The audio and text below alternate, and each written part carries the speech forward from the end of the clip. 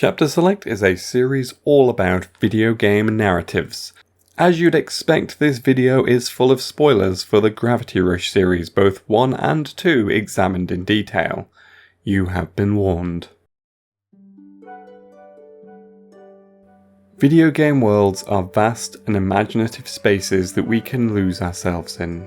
This ability to explore and go wherever we want means that world building is a huge part of a game's narrative structure. You can't have characters talking about a grand world of intrigue and wonder, and then have the game set in 2 rooms of a semi-detached house.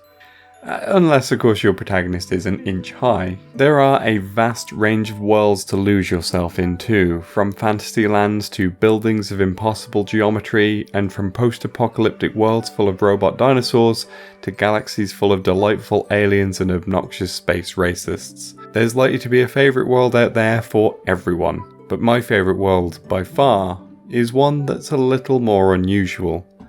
And that world is the world of Gravity Rush. A duo of games from Sony, the original game launched on the ill-fated PlayStation Vita in 2012, and was followed by a PS4 sequel in 2017. And while the series didn't set the world on fire in terms of sales, those who did play it discovered a unique open-world game about an unlikely superhero, and a world that got increasingly bizarre.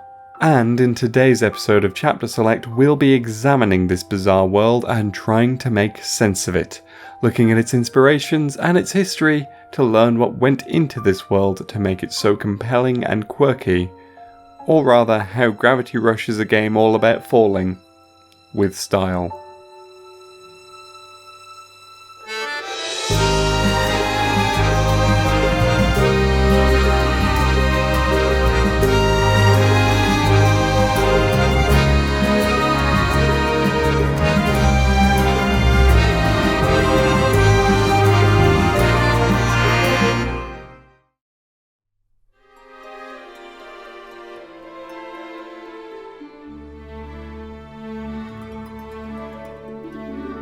Gravity Rush takes place in a city called Hexville, while the sequel takes place in Jirga Paralau. Aesthetically, there is a clear difference as Hexville draws from European architecture, while Jirga Paralau is more Asian.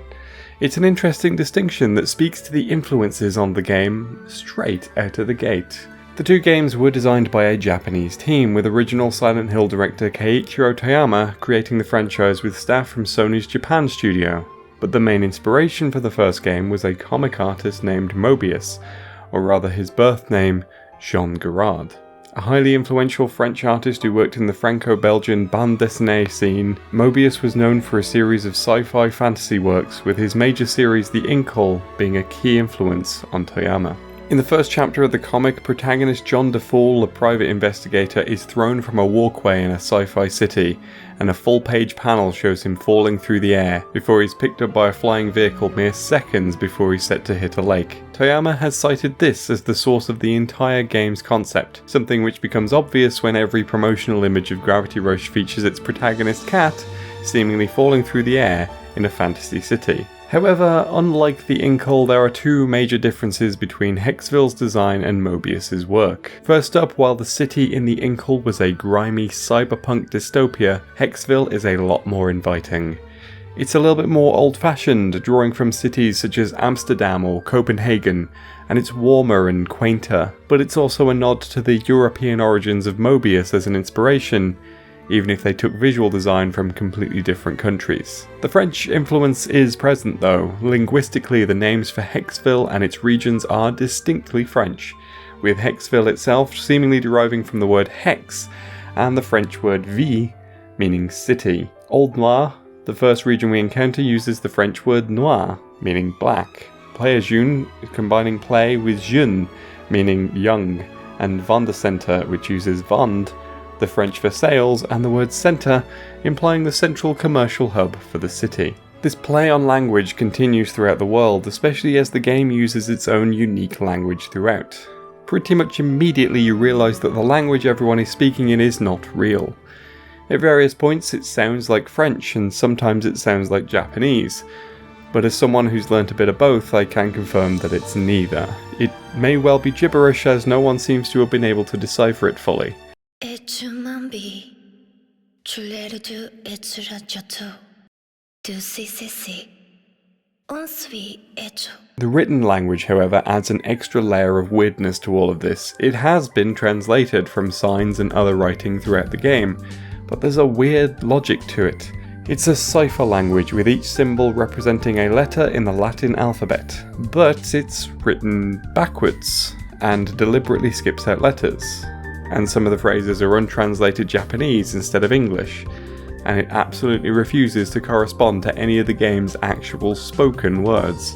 This mishmash of languages all smushed together into one is an element that leads to this world feeling slightly disorienting. Jirga Paralau in the sequel continues this, being a mishmash of various parts of Southeast Asia instead. The main market area seems heavily themed on places like Long Bien Market in Vietnam or Chiang Mai Night Bazaar in Thailand, while the skyscraper district isn't too far away from cities like Kuala Lumpur, Singapore, or the developer's home of Tokyo. But, aesthetics aside, the second notable difference between the Inkle and Gravity Rush's setting is equally obvious. While Mobius's dystopia appears to be grounded, albeit built on top of an acid bath, Hexville is not grounded at all. As in, it's floating.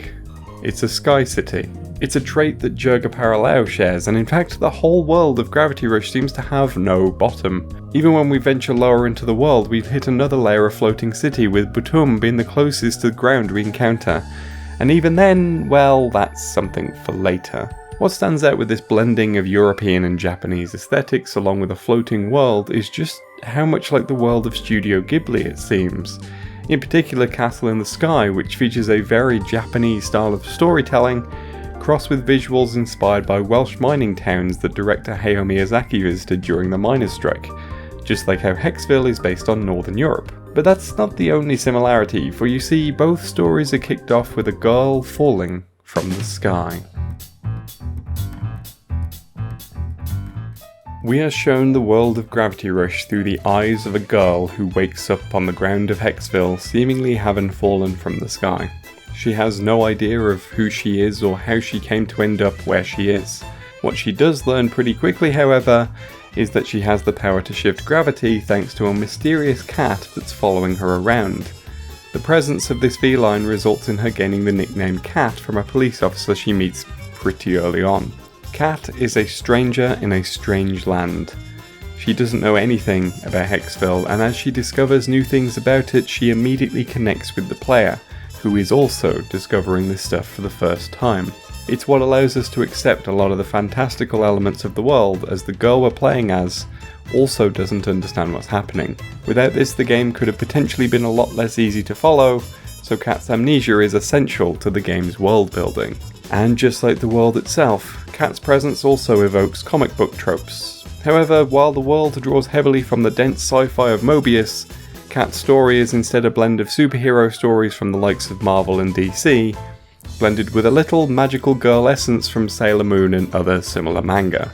The story is essentially a superhero origin story. A strange girl wakes up in a strange land and is immediately thrown into a dangerous scenario that she finds she can assist with thanks to latent superpowers. She shifts her way across debris in a storm to rescue a child, but makes a mistake and drops a resident's house, leading to the thankfulness of her initial action to turn to disdain, and she runs off. However, she soon stumbles into helping a few other people, particularly those dealing with monsters that have shown up. A few more heroic acts later and Cat is now lauded, a hero to the city. She even gets her own superhero moniker, the Gravity Queen, and is also referred to as the Shifter. And all this is fine, but there is a problem with superhero stories. They can often feel like a powerful being the one thing protecting the city against equally powerful foes, and this can lead to these stories feeling a little distant from ordinary human stories, or at least that's how I typically feel about them. While big supernatural and powerful foes do show up in Gravity Rush, for the most part they're reduced to climactic battles later in the story, while most of Cat's time as the Gravity Queen of Hexville is spent doing much more mundane things. Some of her initial tasks as the hero include protecting people from thugs, repairing a fountain, and helping the police to catch a thief. A lot of times her help mostly consists of being a floating taxi service. And there are plenty of chapters where Kat doesn't even help anyone, she just lives her life as a young woman in a new city. An entire mission is built around finding a home for herself. Another is simply her following a message from a fortune teller for some amusement. And there's a mission where she tries to fit in amongst the students at the local university and hopes to find love with a boy that she ferries around. All of this helps to ground the story and helps to differentiate it from a lot of traditional superhero stories. We're in a floating world with a girl with superpowers, which is quite far away from our reality. In fact, Kat is an intensely likeable character. She's plucky and well-meaning, albeit a bit clumsy and absent-minded at times. She's infectiously positive and tries to find joy and humour in most things that she encounters. She does take issue with some people's impatience or negativity, and will often make snarky remarks about this when appropriate, but is otherwise cheerful and welcoming to all. This is true across both games, and even in the short anime that exists between the games, one of the two episodes is almost entirely about her being interrupted while trying to eat a delicious meat skewer. Every effort has been made to make Kat a relatable character despite her lofty position as the town's new saviour, and again, this just helps ground the story. We connect with Kat. As she learns more, we learn more, and we want to keep spending time with her because of who she is. So when things get weird, we're right there with her and adjusting to it. Without any of this, the game would be so much weaker and the world would be so much harder to connect with. But we focused on the small stuff. What are some of the larger threats that Kat faces? The threats that go beyond people being late for school or not being able to reach the materials needed for repairs. The kind of threats that shape the destiny of an entire population. Gravity Rush is a surprisingly political story. Many of the major threats across both games come from governments abusing their power and Kat's efforts to fight against some major issue that they have created. The first game has this hovering in the background as newspapers flash up on screen criticising the current mayor, and in the later part of the game Kat discovers that a new mayor, Denelica, has taken over, one much more authoritarian and militaristic in his approach. His goal is to tackle the bigger threats facing the city, but his efforts involve him imprisoning Kat for getting in his way, while simultaneously launching a weapon of mass destruction on the city. A weapon so powerful that Kat has to team up with another shifter, Raven, and an android constructed by the government, Unica, despite their clashes prior to this. It's this takedown that creates the final boss for the first game, with the aftermath leading the newly elected Denelica now being treated with contempt by the people who voted him in. His replacement in the second game, Dr. Brahman, is much worse. A scientist by trade, he manages to convince the public that this man of science was truly the way forward instead of a military man. He tells them his expertise will protect them from threats using technology. And what ends up happening is him littering the city with creepy eyeball robots that watch your every move, and eventually pushes forward a plan to freeze the entire city in time, leaving all its citizens alive but trapped in stasis for eternity. Once again, a promising political prospect turning out to be an authoritarian scumbag that just makes me wonder just how disenfranchised the people of Hexville were beginning to feel at this point. The second game has even more of this due to its second location, Jurga. It's led by a shady council that holds itself up in a vast fortress, never engaging with the public but dictating what they should and shouldn't be doing. Here's the thing though, the council are not the rightful leaders of the city. Instead, the Banga tribe, led by a woman named Lisa, were the original owners of the land. This is why their mining community, which Kat joins at the start of the game, is wandering aimlessly through the world and never settling in one place. There are definite parallels with similar colonial events in history, such as the Trail of Tears, or more pertinently for its Southeast Asian inspirations, the colonization of places like Malaysia or China's occupation of Tibet, or more recently Hong Kong. And to show how much worse off the people are under the council, the floating city concept is used in its most obvious way possible, as the city exists in 3 layers. Ley Colmenosa, the marketplace we initially see, Ley Elgona, a houseboat fleet below the marketplace, and Ley Havina, a series of mansion islands. The lowest level is populated by the homeless and the impoverished, the middle level is populated by those who are doing okay for themselves but still have to work hard to maintain it, and the upper level is populated entirely by an out-of-touch elite upper class who quite literally look down on the rest of the population. The game uses this layered approach to show the literal social divide in a physical sense, but it also shows us that despite being higher, the upper classes are terrible people, selfish and utterly without empathy for those on the lower levels. They're the staff, the servants, the poor. They can work for us, but they must remember that they must be grateful to be in the presence of us higher beings. And Kat, ever the just and good-hearted, refuses to accept that this is how it should be, shows contempt for the rich, and helps the poor.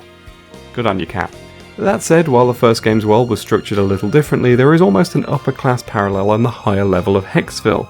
Much higher up, there lies a place called Ito, which is hinted at repeatedly in the first game, but we don't see until the final part of the sequel.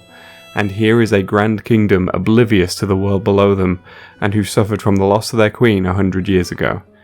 Queen Alua was a good, kind queen who wanted the best for her people, but was pushed off the edge of the world by a cruel politician, Cicero, who wanted to allow Parliament to take control and give him greater power. But the Queen returns after these 100 years, now sporting a guardian that she was previously lacking, and going under the name of Kat. Yes, it turns out that Kat is Queen Alua, the same queen who disappeared a century ago. This means that the entire Gravity Rush story across both games actually begins with political upheaval. Alua is the victim of a seemingly successful assassination attempt, but she is aided by an external force allowing her to land safely in Hexville, which is where the first game starts. And now Alua is back, and it's created a political conflict. The current Child King, Kai, is a snide and cruel little brat who wants to save Ito by destroying Hexville, unleashing yet another weapon of mass destruction on the poor populace who are quite frankly tired of it at this point, I would imagine. Alua instead wants to help people, a desire only strengthened by her time living among them as Kat.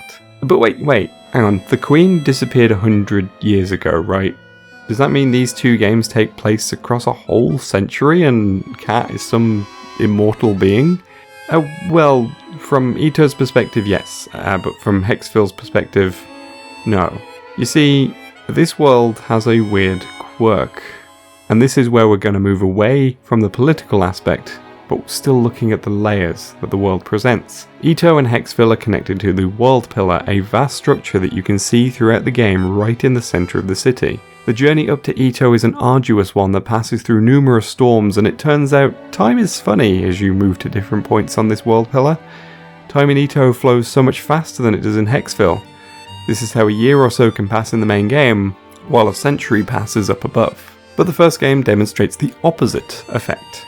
Kat heads down the World Pillar, attempting to find a lost letter. She ends up in a ragtag society of lost children in a place known as Batum, so named because it's at the bottom of the pillar. She spends a few days here with them, but when she finally returns to Hexville, weeks have passed, and everything has changed as Danelica has been voted in and started making his changes. Time slows the closer to the bottom of the World Pillar you get, and memory loss seems to be a side effect as Kat loses her memory after falling off Ito, and almost loses it again when she returns at the second game. This means the layering in the first game isn't quite using the same class parallels, and is instead asking different questions entirely. What's going on here? There is a possible connection to the mysterious Black Sea that the settlement in Batum sits above. A sea that may hide a few secrets and threats of its own.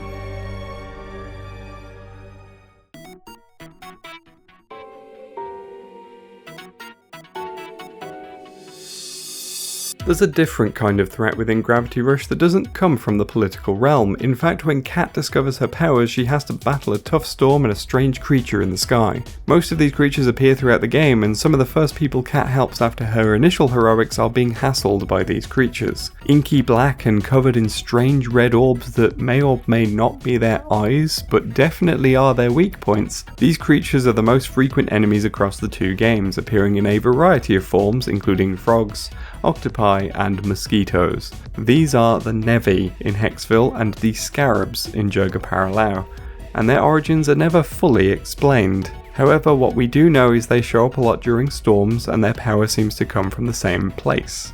This power is also harnessed in the weapon at the end of the first game, which proves to be a problem when it gets out of control and has to be destroyed by Kat.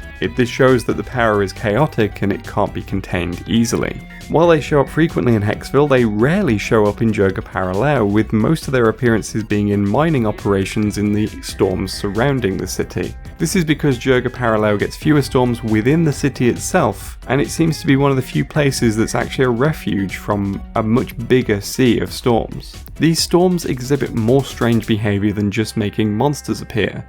For one, they always seem to centre on portals to strange realms.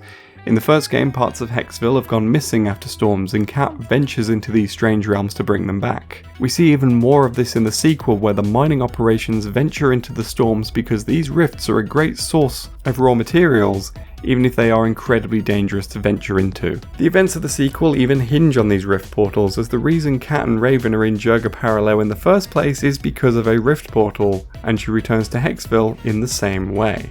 But it should also be noted that the storms also seem to be the source of something else.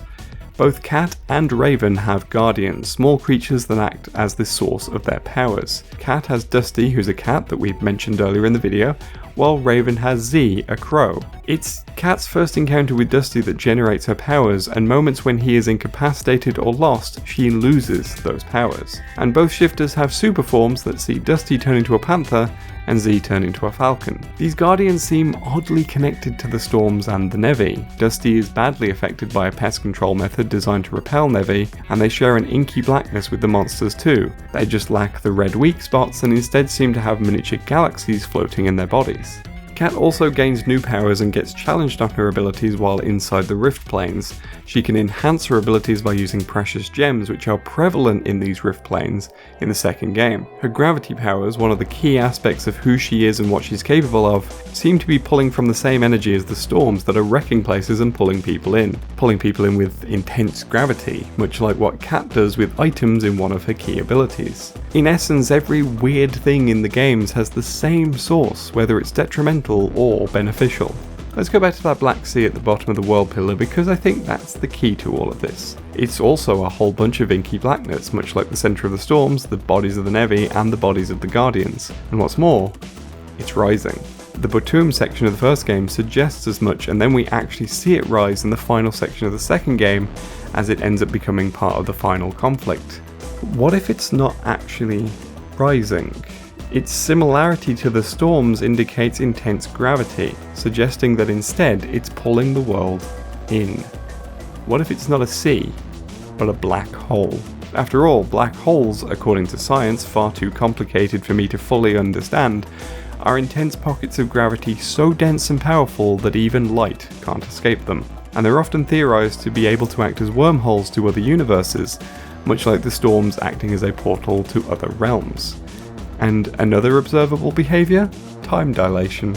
Black holes appear to warp space-time around their event horizons so much that time no longer works normally, actively slowing the closer to the centre that you go.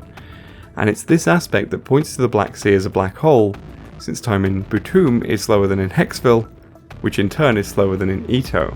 The closer you are to that sea, the slower time travels. If we're to suggest this, it also suggests that the gravity storms are miniature black holes, much less powerful than the Black Sea, but does that mean that Kat's powers are connected to black holes? Her third special power is called the micro black hole, so you tell me. There's clearly something cosmic and strange within the world of Gravity Rush, and that includes something on an even grander scale than we've discussed already.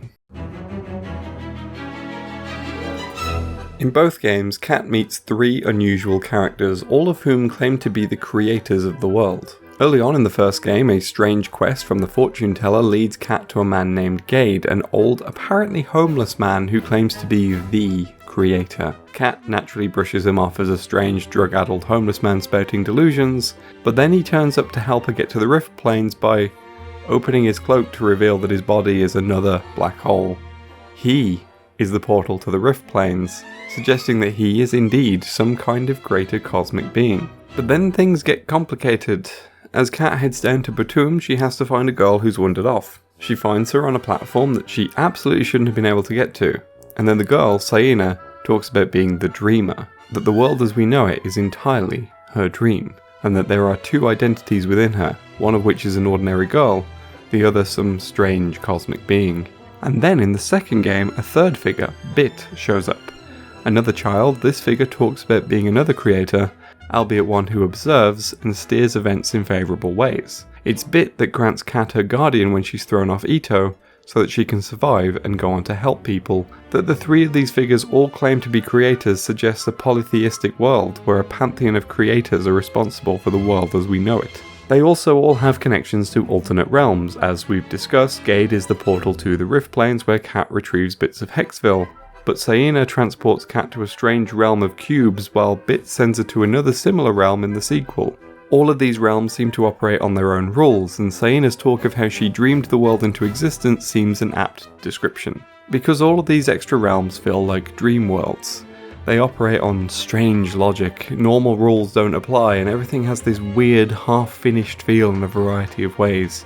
Some of the strange structures in Gade's Rift Plains raise questions about what's going on here, from the lava tunnels to the mushrooms to the strange trees that unlock Kat's powers. Meanwhile, Saina and Bit's worlds are cuboid puzzle realms, more akin to old PS1 ball-rolly puzzler Cooler World than anything else from the rest of the game. Dreaming also comes up in an optional collectible in the second game, the Sagasi paintings, which collectively discuss the world's creation myth. The dreaming is mentioned as the creation of life, which led to the creation of the world. No matter how you look at it, the dreams of the gods are central to the world as we know it. But here's the thing, there are other alternate realms, including some that seem to generate from Kat herself. In the first game, she enters a dream where Dusty explodes into a number of smaller cats and she has to retrieve all his pieces, while the villainous Alia shows up to taunt her, or guide her, or something. In the second game, these surreal dreamscapes are found within the gravity storms that Kat enters on mining operations, and just like the Rift Plains of the first game, she often gains powers here, and is frequently challenged on her skills. Later in the game, following a defeat, she enters a dream world full of strange glass structures where a doppelganger fights her repeatedly, messes with her powers, and ultimately grants her a powerful panther form. But Raven also experiences this same world, and while the two of them can't interact, they can see each other. Is Kat a god too? It seems unlikely, as this dream power doesn't seem like anything that she can control. Instead, these areas feel like tests of the gods granted to her because, well, she is royalty. Numerous cultures have placed people on the throne under the belief that they were granted that power from the divine, including the British royal family, which continues to labour under that belief. Since Kat is the Queen of Ito, it seems likely that this is why the gods take such an interest in her, because they appointed her. She is destined. But rift travel isn't exclusive to superheroes and royalty like Kat, because aside from people being pulled into the Rift Plains during storms, Kat can also run into two scientists who speak in fragments and seem to exist outside of the normal flow of time.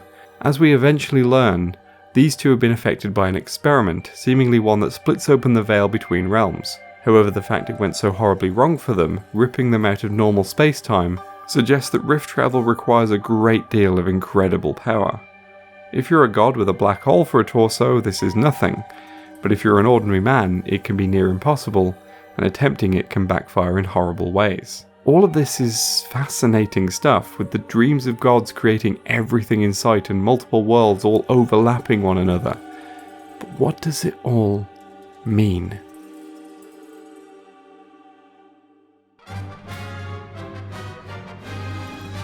Gravity Rush is a profoundly strange game. On the surface it's a superhero game, but there's so much more to it that it feels so alien compared to typical superhero fare. And this is honestly a big part of the appeal of the games for me, as someone who ordinarily doesn't like superhero media. There are gods running around actively conversing with amnesiac royalty, and cosmic horror is almost central to the whole experience. There's a dreamlike quality to all of it. The cities are floating in voids, time dilates as you travel up and down strange pillars that hover near these places, and there's a great black hole at the bottom threatening to devour everything.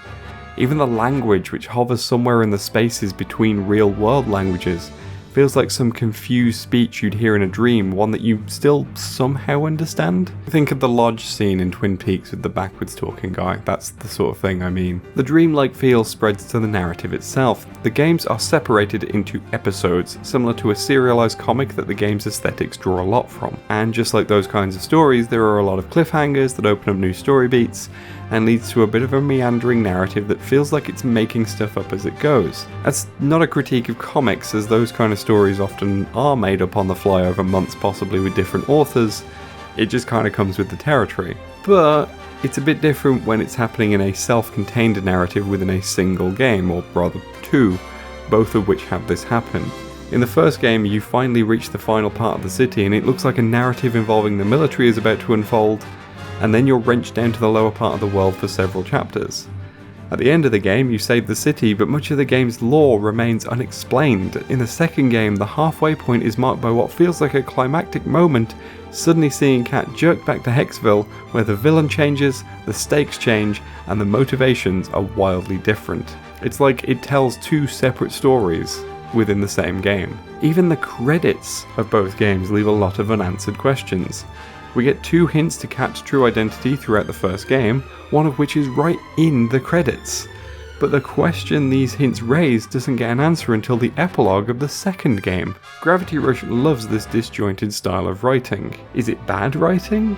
I don't believe so. It keeps the comic book feel of a serialized ad hoc story, but it also enhances the surreal, dreamlike feeling of the world that we're in. There's just something off about the whole thing. It's like a dream where one minute you're trying to navigate some market stalls and the next you're yelling at a flickering dragon about being a nosy reporter. And even by the end of the second game, it still feels like there are questions we need answered. Answers that likely won't come following the dissolution of Sony Japan Studio and Keiichiro Toyama returning to his horror roots at his new studio, Bokeh. But that's also part of it, isn't it? Toyama comes from a horror background. He directed the first Silent Hill and then created the Siren franchise. And just like horror game stories are often puzzles that need to be pieced together to discover what's really happening, this also applies to Gravity Rush. So what do we know? Floating cities, world pillars, time dilation, multiple dimensions, and ferocious storms. The second game makes a big point about how the black hole at the centre of all this marks the end of the world, and a lot of this certainly feels very apocalyptic. But I prefer to see it another way. Instead of an end, it's a beginning. The entire world is a void with seemingly no end. There doesn't appear to be any actual planets, and what land we have is fractured. And everything is alarmingly close to a cosmic event. This is likely the inception of a universe, one that humans appeared in alarmingly quickly compared to our own universe. Let's start with those world pillars. In the Sagasi paintings they're described as roots, which certainly checks out with how the one around Hexville feels like a tree. It's not hard to read this as a world tree, similar to the Nordic belief in Yggdrasil, the tree that holds the 9 realms. But if Yggdrasil is home to 9 realms, only one of which is the vast world that we know, Hexville's pillar or root is a comparatively tiny one. Instead of holding a vast world, it simply holds one city, one that's broken into 4 distinct bits. Perhaps this is merely a sapling, the beginnings of a world tree that's still in the process of growing. In other words, a young universe. One in which the presence of gods wouldn't be that unusual as they're still deeply involved in their creations. If we take the 3 creators as their different roles, Gade is the one who created the realms, Bit is the caretaker, while Saina is the one who dreamt life into existence.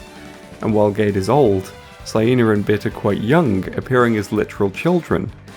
They're children because they're young gods, and their dream is new.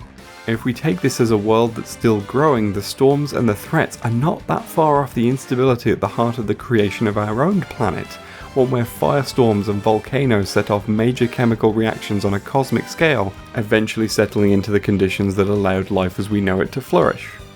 The gravity storms are Gravity Rush's equivalent, as the world is literally pulling itself together to try and form something stable.